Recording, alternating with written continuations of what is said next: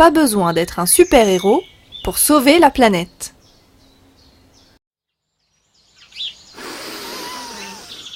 Matteo respira à plein poumon l'air de la forêt. Il venait d'arriver avec sa cousine Chloé dans la maison de leurs grands-parents dans les Ardennes, où ils passaient leur été chaque année. Il sortit tout de suite sa figurine de super-héros de son sac à dos.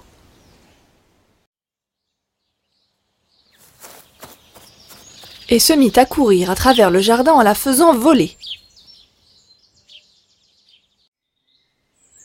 C'est nul, les super-héros, déclara Chloé en soupirant. Tout le monde sait que personne n'a de super-pouvoir pour sauver la planète. Il n'y a vraiment qu'une fille pour dire ça, répondit Matteo. Il continua à jouer, tout en ignorant sa cousine qui partit explorer le jardin qu'elle aimait tant.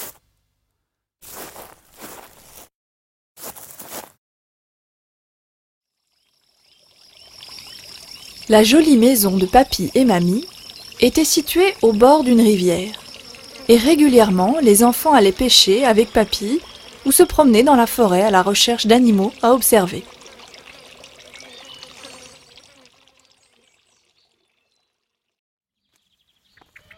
Papy et mamie, étant occupés à décharger la voiture et à ouvrir la maison, ils proposèrent aux enfants d'aller faire une petite balade, sans trop s'éloigner. Matteo posa son jouet et suivit sa cousine, qui déjà s'élançait dans les bois.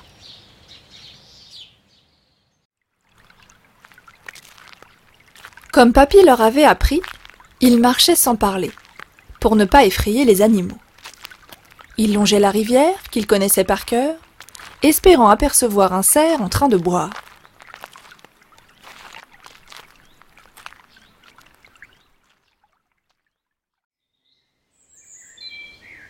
Soudain, un bruit les fit sursauter. « Psst !» appela une petite voix. Ils cessèrent de marcher. Tout était calme. Ils regardèrent à droite, à gauche, et virent une petite tête avec de grandes moustaches sortir de l'eau. « Psst !» répéta-t-elle. « Venez, il faut que je vous parle !»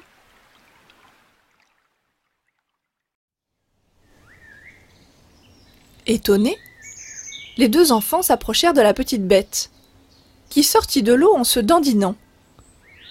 C'était une jolie loutre au pelage luisant. « Je suis contente de vous voir, » déclara-t-elle. « Je vous attendais d'un moment à l'autre.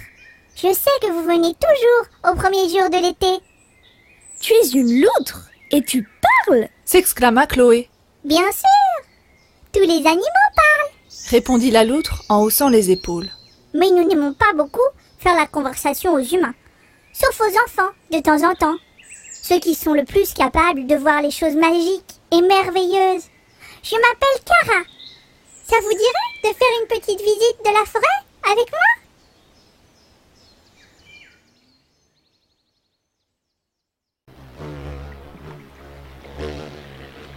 Les enfants acquiescèrent, impatients de découvrir les merveilles des Ardennes en compagnie de la petite loutre.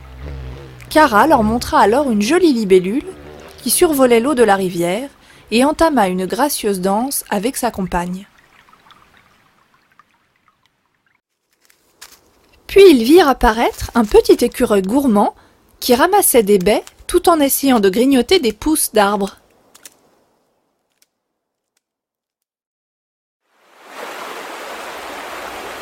Ils se trouvèrent enfin devant une petite chute d'eau où ils découvrirent une autre loutre essayant d'attraper des poissons qui sautaient pour s'échapper. « C'est ma petite sœur !» chuchota Cara. « Tu as vraiment de la chance d'habiter dans la forêt, elle est magique !» dit gentiment Chloé. « Oui, c'est vrai, nous avons de la chance. »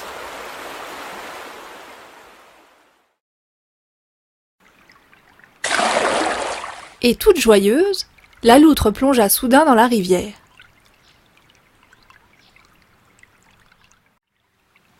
Mais elle réapparut aussitôt en se frottant la tête. « Ouïe, ouïe, ouïe, la rivière n'est plus aussi profonde qu'avant. Ça c'est à cause du réchauffement climatique. Vous savez ce que c'est?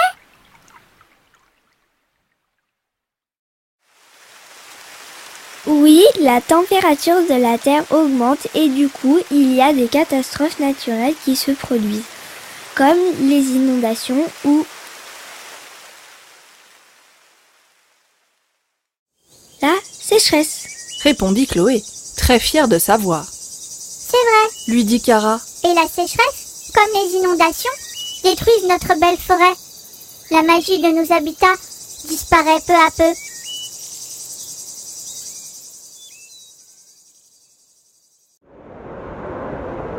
C'est à cause du pétrole, des voitures et de tout ce qui pollue. Ce sont des histoires de grands.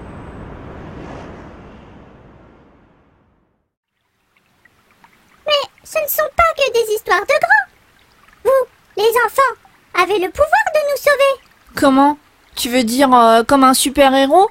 Demanda Matteo en poussant sa cousine d'un coup d'épaule. Oui, comme un super-héros. Vous pouvez tous être des super-héros et sauver la planète.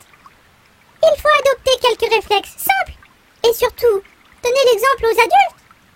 Parlez-en à vos grands-parents. Ils sont sages et auront sûrement plus d'idées que moi.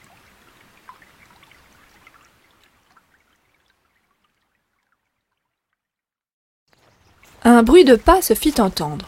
C'était Papy, qui était parti à la recherche des enfants. Cara se glissa jusqu'à son terrier et s'exclama en partant. N'oubliez pas, nul besoin de super pouvoirs pour être des super-héros. Et elle disparut sans que les enfants aient le temps de lui dire au revoir.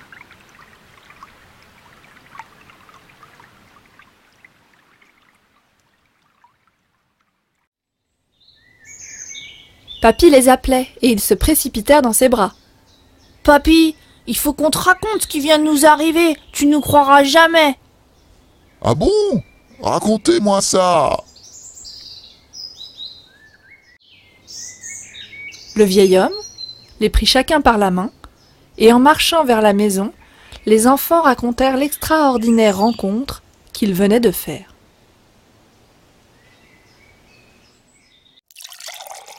Quand ils arrivèrent, c'était l'heure du goûter. Mamie avait préparé un bon gâteau au chocolat. Matteo et Chloé répétèrent leur histoire.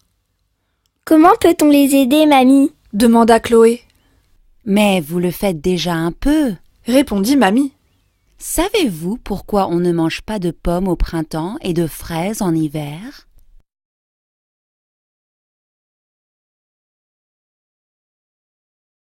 Parce que ce ne sont pas les saisons auxquelles elles poussent ici.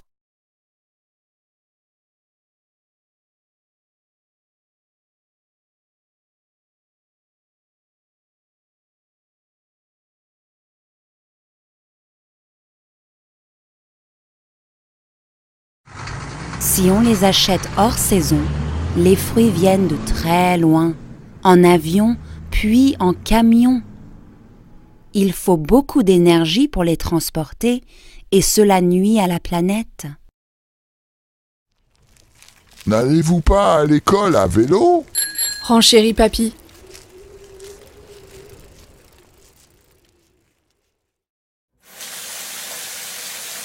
Et vous savez aussi qu'on vous demande de prendre des douches rapides plutôt que des bains.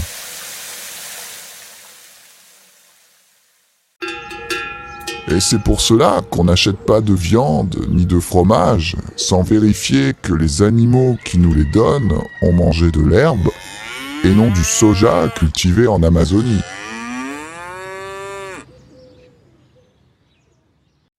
Et quand maman me demande de bien éteindre la lumière en sortant d'une pièce, c'est aussi pour économiser l'énergie? Exactement.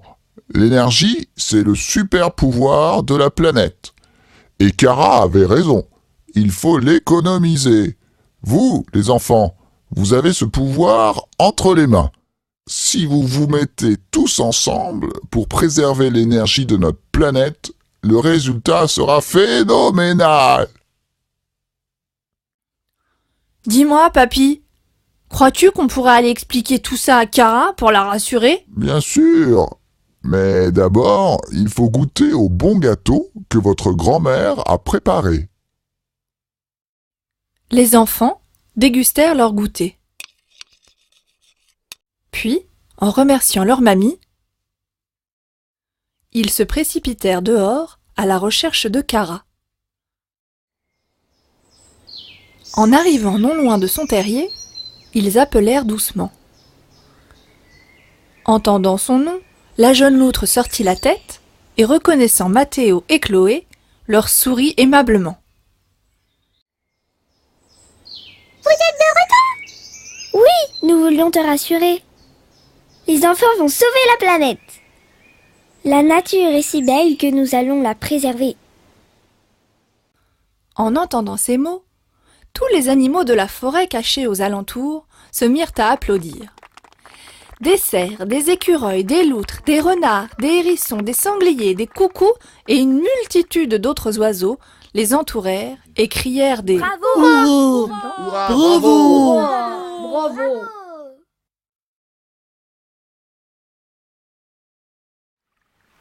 Les enfants étaient un peu impressionnés, mais Cara les prit dans ses bras en leur disant Je savais que je pouvais vous faire confiance. J'ai encore beaucoup de merveilles à vous faire découvrir. J'avais un peu peur pour notre forêt. Mais avec des héros comme vous, les enfants, nous pouvons désormais croire en un avenir meilleur. Merci.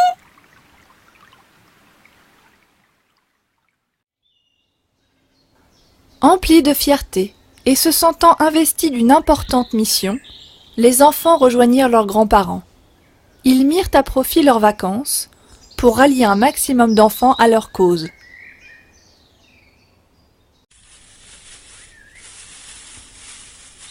Ils organisèrent des balades en forêt pour ramasser les déchets laissés par des randonneurs négligents, et chaque jour, Cara leur faisait découvrir de nouveaux secrets de sa forêt.